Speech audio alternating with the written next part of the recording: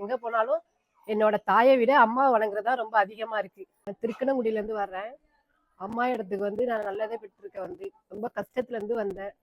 இப்ப இன்னைக்கு வந்து எந்த கஷ்டமும் தெரியாம இருந்துகிட்டு இருக்கிறேன். ஆனா நான் இங்க அம்மா ஒரு தொழில் தொடங்கணும்னு நினைச்சா அம்மாவை பத்தி தான் பேசிட்டு தான் தொடங்குறது. அம்மா பத்தி வேண்டிக்கிட்டு ஒரு இடத்துக்கு போனேன்னா நல்ல விதமா நடந்துகிட்டு இருக்கு. இங்க வந்ததுல இருந்து அம்மா நினைச்சு வந்துகிட்டு இருக்கிறேன். ஒரு ஒரு காரியமும் அம்மா மூலியமா பேரை சொல்லிட்டு அம்மாவை சொல்லிட்டு வணங்கிட்டு தான் என்னோட தொழிலே நடத்துவேன். அம்மாவுக்குன்னு தனியா ஒருமே எதுவுமே ஏவரம் இல்லாம உட்காந்துருப்பேன். அம்மாவை நினைச்சிட்டே உட்காந்துருப்பேன். டப்புன்னு உடனே ஏவரம் வரும். உடனே அம்மாவுக்குள்ள காணிக்கையை எடுத்து வச்சுட்டு தான் அடுத்த வேலையை நான் தொடங்க வந்து இப்பொழுது நான் இங்க வந்ததுல இருந்து நல்ல விதமா நல்லா சந்தோஷமாவும் இருக்கிறேன். ஒரு இடத்துக்கு போனாலும் எனக்கு கொடுக்க வேண்டியவங்க எல்லாம் கொடுக்காம இருந்தாங்க. இப்போ வந்து அம்மா நினைச்சுக்கிட்டு இருப்பேன். உடனே அந்த இடத்துல வந்து என்னை கூப்பிட்டு கொடுப்பாங்க. இங்க வந்ததுல இருந்து நல்ல விதமா இருக்க வந்து பிள்ளைங்களும் நல்ல விதமா இருக்குதோ.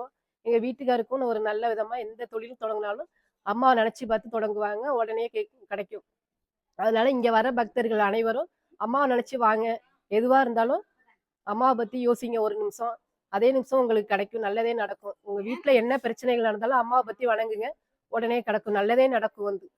அம்மா பேரை சொன்னாலே அந்த இடத்துல ஒரு நல்லதுதான் நடக்குது. இது வரைக்கும் எனக்கு நடந்துட்டு தான் இருக்கு.